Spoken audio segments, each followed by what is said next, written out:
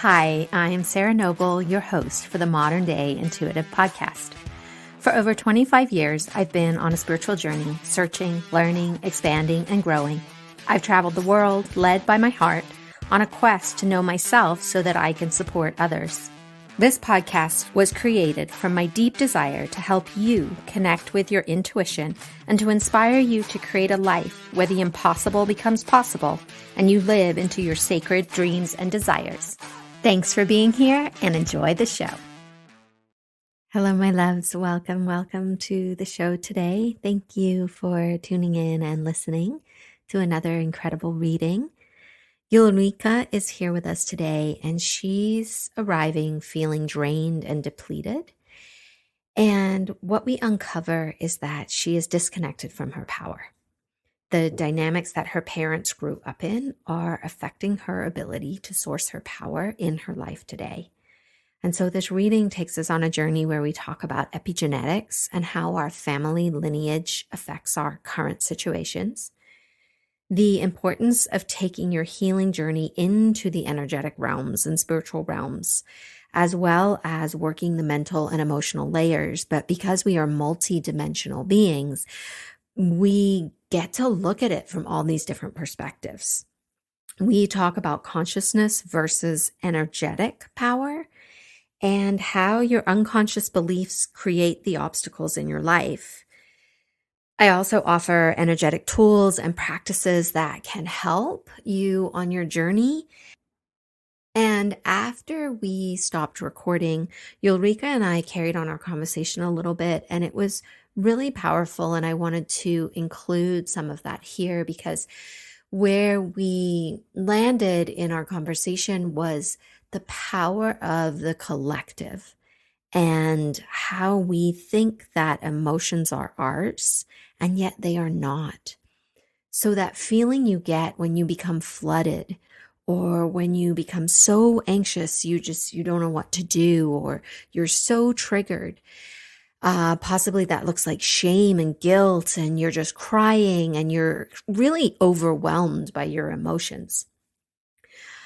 If you have been on a healing journey, I am going to advocate for the fact that that is not yours anymore. Those are the collective emotions that we have become so used to feeling that we think they're our own, and they're not. So where Ulrika was really getting caught was she was crying a lot and feeling really down. And what we uncovered was that she was actually just being tapped into by the collective, that it wasn't actually her. And when she could distinguish between what was hers and what was just everybody else's on the planet, she found a lot more hope. And she found this place where she could begin to connect in with her power and the courage to go on this adventure into the energetics of what is happening for her. I'd love to share a little about Ulrika with you. She's an intuitive empath with a history of being depressed and suicidal. And she came to the point where she had to choose between life and death. And this really became a big part of her journey. And today she shares her experiences and embodied wisdom from her heart. She is studied in Western and Eastern holistic disciplines. And her work is as a spiritual healer, international author, reader of the Akashic Records, and a yoga teacher therapist. This work takes her around the globe, and she works with men and women of different ages from all fields of life. There are links in the show notes to her work. She has written a number of books and also offers a gift to listeners. You can find those in the show notes as well. So, my loves, enjoy my reading with Ulrika. Hi, Ulrika. Welcome to the podcast. How can I help you today? First of all, just thank you for having me. I've been looking forward to meet you for some months now. So thank you for having me. And I have a question for you and a question to myself. It feels like I am in transition. So I am curious on what is to come for me. What is this transition taking me to, and what do I need to know? What is the best for me and for the greater good for all in this journey or this dance that I am in right now? The first thing that happens for me as you're talking is I'm getting really hot, especially the back of my body. And I know this is not necessarily related to your question, but I always go where spirit goes. And I'm wondering how your diet is, how your life is. Like, this sense of fire inside me feels like a lot of inflammation. So I'd love to hear a little bit more about sort of your health at this time, please. Yes, thank you. I'm very low in energy. I'm very drained at the moment. It's like an echo over the last few years for me. So I'm drained in energy, and I'm also in my menopause with a lot of hot flashes. So yeah, a lot of heat. Okay. Yeah. What are you doing to nurture yourself and take care of yourself? I spend like the whole days where I am now just taking care of myself. I am with my puppy. I'm out in nature. I do a lot of yoga and breathing exercises. I don't meet so many people. I just, filling my own cup, and I go take cold winter bath. I am in meditation. I am in silence. I cry a lot. So it's like, you know, taking care of myself, putting the oxygen mask fully on myself before I can be in greater service to others. Beautiful. How is your diet and eating? My diet and eating, I have had, I eat a lot of chocolate. I love chocolate. And I know that it's also correlated with my adrenals, who are very much in fatigue or drained. So I eat whatever that I feel like, coming out from many, many decades of eating disorders. So I eat what I like and what gives me pleasure. Yeah, a journey with food it's a big one. There's a lot wrapped up in there of food and soothing and worth and lovability and filling the void that exists inside us. Mm, So congratulations. I'm celebrating you on stepping into a new place with that. thank you. Yeah. So the sense and what wants to show me is this fire that's inside of you that is out of balance. Mm, And so there's a number of different components in there, and food is one of them. Chocolate is very stimulating. Do you also drink caffeine? no. Okay. So your body wants to be cooled down. There's this yearning to be in this cool center of your being. And all these practices that you're doing are really beautiful. And I get there's a sense that you're hiding inside of them. There's a part of you that wants to come forward, and it's fighting a little bit to come out, which is another part of this fire that's inside of you.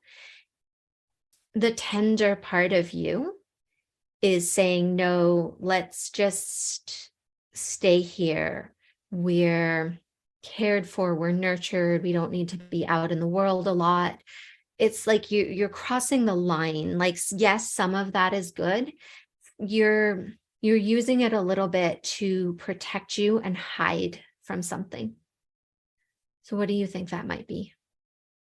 To be fully honest, these past couple of years, I live in Sweden, and I chose not to take the jab. So I've been a target. I've been mocked. I've been censored. I've been silenced. I have been threatened. I have been under a lot of pressure, and also trying to protect my two kids from not taking the jab. So it's been really, really tough. And at the same time, as you say, I have this yearning, this inner longing to put my work more out there in the world. At the same time, I haven't had the opportunity these past years. I've been discriminated. I've been taken away from jobs and trips like this. So the echo of it has been very draining. I have so much love for you. That's challenging to go through that, the way that our world is at the moment, Yeah, to thank you. experience it that deeply. I feel your love. Thank you, Sarah. Yeah. So you have choices. We always have choices, even when we think we might not. You get to decide who you're going to be moving forward. Are you going to let this situation continue to create the reality for you that you're living inside of right now? Or is there a way to see a different path forward? For sure, there is. I see the path. I feel it in my heart. I just don't have the energy now. So that's why I asked what's to come, because I have written 5 books in 2.5 years, and I put myself out there. I'm on podcasts, I write articles, I do my line of work, and still it feels like I'm not coming through. So I want to go there. I just don't know how. And as I said, I'm filling my cup at the moment, so I can feel it and be in that kind of service that I want to be even more than I am already. So this is what I want. This is what I see. This is what I feel. This is also what I know. I just don't know how right now where I am. What is your family of origin, in the sense of how did your parents struggle? My mother is from Finland, and the Finnish people have a mentality called sisu, which is to never give up. So they are considered to be the luckiest people in the world, because they are satisfied with very little. And the Finnish people are always struggling. It's a small country, and they're next to Russia. So they've been in war with Russia. So I have 50% of my family comes from that condition, and 50% from my father comes from a poor part in Sweden with a really bad connection, emotional connection and spiritual connection to their family lines and to spirit. So it's been a pretty rough environment and pretty conditioned love, as most of us have been through. And I had to hide my sensitivity and to adapt to the Swedish norm quite early. And here in Sweden, we have this, it's called jantelagen. It's in our DNA, that who do you think you are? You mustn't show too much emotions. You mustn't be too much of this or that. So yeah, I was a very sensitive child, and I guess I just didn't get what I needed at the time. Thank you for sharing that. The reason I ask is because the way that you're showing your family lines is imprisonment. And Yeah. what you're sharing there is that, literally and physically. So that's what is draining you right now, the way that those family lines, you even said within the DNA, right? Like, so the epigenetics that are happening for you right now is why you aren't able to hold your energy inside you, because it's broken out into your family line. And as we get older, if we haven't done work to clear that, it gets stronger. So you're going to start feeling more of the pull of that now. And added to that, as you are stepping out of that norm and saying, no, I'm here to have a voice. I'm not prepared to live inside of these stories and beliefs any longer. They're going to get stronger, because they're going to say, oh, no, you don't. So that's going to be the place. I don't know if you've done any work in that area yet with your lineage and your ancestors. Yes, I have. I have done a lot of inner work. I don't know how much you want me to reveal, but I was very depressed 15 years ago, and I was suicidal. So I've done a lot of inner work and a lot of healing to be where I am today. So within myself, I can feel, how long I have come. And obviously, I consider that we are always evolving.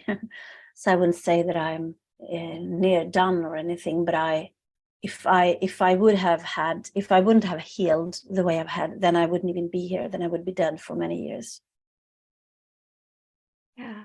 You chose a very big, big soul journey, my love. Yes, I know. Yeah.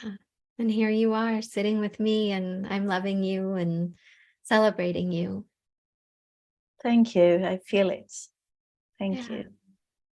I hear you with the work you've done, and I'm wondering if any of that work involves the actual energetics of your family lines, or if it's more emotional, mental therapy, coaching. I've done a lot of emotional healing, and I have the feeling that I've done ancestral healing also in karma clearings, etc. However, I mean, I don't know what is still residing in the unconscious and subconscious mind, but it feels like I have done at least, obviously I'm here and I feel a lot better. So Yeah. And you have, so that the work you've done is in the level of consciousness, and that is potent and powerful and takes us in leaps and bounds on our journey. And then what I found happens is we're still, stuck. We're still pushing against things. We're in this place where you are, where you feel depleted. So the next level is the energetics of the situation, the part that is of our energetic body, our field, what lives inside our field as energy, as imprints, as shattered pieces that are filtered out down into our family lines. And that's where I see your next step, because you need to reclaim your energy as well as, right, your mental and emotional state.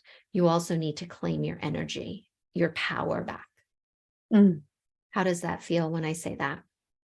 It resonates, and then then I'm back to the question. I don't know how to do that, because it feels like in everything that I do right now where I am reclaiming myself, reclaiming my energy, reclaiming my space. I've reclaimed my voice in my 5 books that has come through me. So I hear you. It resonates with me, and I just don't know what else or what more to do, how to do it. So for me, it's been somebody outside of me that has helped me with that. There's so much that I can do, and then I need someone else to go in and see what I cannot see. Yes.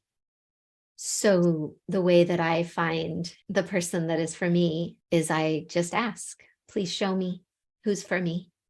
And quite quickly, they arrive somewhere. Someone will forward you an email. Someone will say, hey, have you heard of so-and-so? Or it'll happen quickly once your prayer is out there.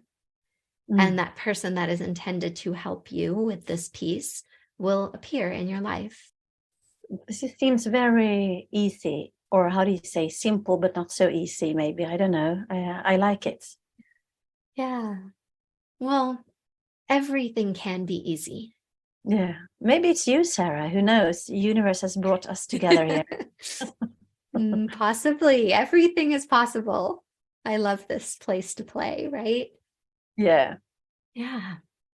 So where do you want to go from here with what we've talked about so far?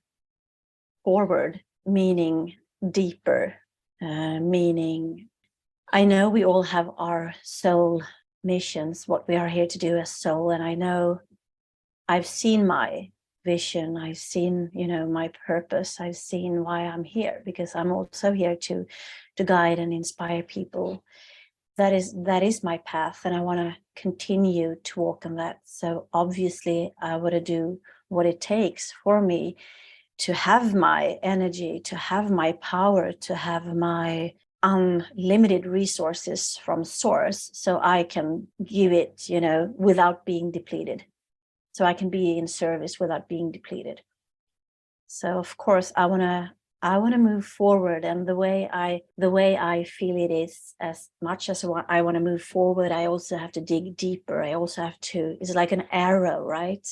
For an arrow to move forward, you have to, the energy first go backwards. That's a really beautiful visual. And what is coming forward to just remind you is that you don't need to go deeper because there's something wrong with you. No, I don't think there's something wrong with me. It's just that I don't have the energy. I don't know how to reach out when I'm still here, even though that I don't consider myself a victim. I don't feel like I'm that at all. But I'm silenced on social media. My books have been censored. And so I don't have the guidance from my own guides how to move through. My heart is longing, and it feels like, I'm ready, but I don't have the power, and I don't find the resources that I need. Well, it's all interconnected, right? Because you are the creator of your life. You are the source of your life. Yes. So not in any way to shame or blame you. Just the way that creation works is that if you are having challenges in the external world, they are coming from within you. They're Yes. a reflection of something within you that is unsettled or is unprocessed. Yes. So the path forward is using the fact that your books are censored and exploring that from all the angles as to how, why, what is inside you that would have that happen? What part of you doesn't want those words in the world? I don't have access to that part. I have meditated on it, and I have reflected upon it. I know from past lifetimes that I have, we all have been perpetrators and victims, and many of us have been witches burnt on stake. So the lifetime, at least I'm not burned alive at the stake. So I just don't have the information. I don't know what it is yet, as I can't see it. I know it's there, but as I can't see it, I can't transform it. Because if I'm not even aware of it, how can I transform it? Yeah, so that's going to be your deepening point, right? That's the part where the arrow is being pulled back, is how can you see that? The way I see it is that you could reach right into that book that's censored and grab your pieces that are broken in there and pull them out and give them back to your body. Please say again how you mean, so I understand. So the way I see energy is parts of us get broken into situations, places, things, people. And when we are bumping up against something like this, it means that part of me is lost inside the bigger picture of book censoring. Okay. So I go find that energetically, and then I get my pieces and I bring them back so that they're no longer being referenced into the bigger story of what that looks like. And I start to rebuild myself. And any time that I bump up against something, I know that that's because part of me is somewhere in there, and I go and find it and bring it back. Do you find it all the time? Do you know what it is you're looking for? It usually looks like broken glass. It's pieces of broken energy. And it just takes practice to see them. Mm. But you start to reference what's happening to you less as what's happening to you, and more of where am I in there? Mm. And where can I bring myself back from? Yeah. And we're talking like our energetic body. Mm. I also think a lot of the heat comes from a lot of frustration.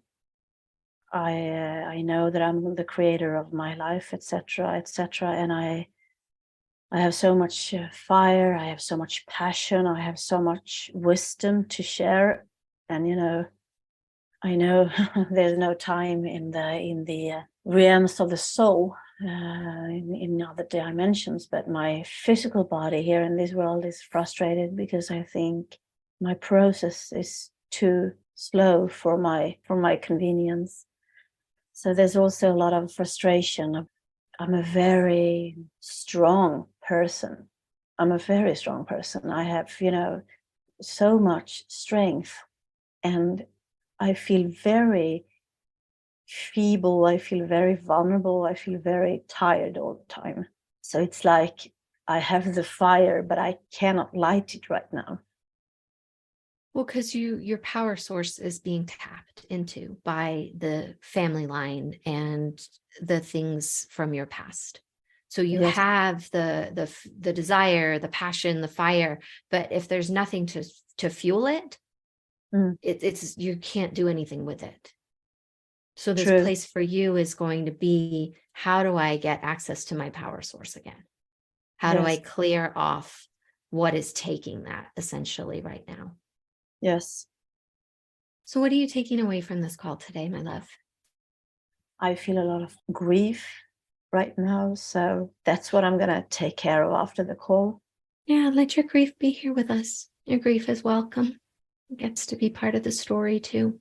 Yes, I'm just so tired of this situation where I've sort of put myself into, and it feels like it's been a dead end, so to speak.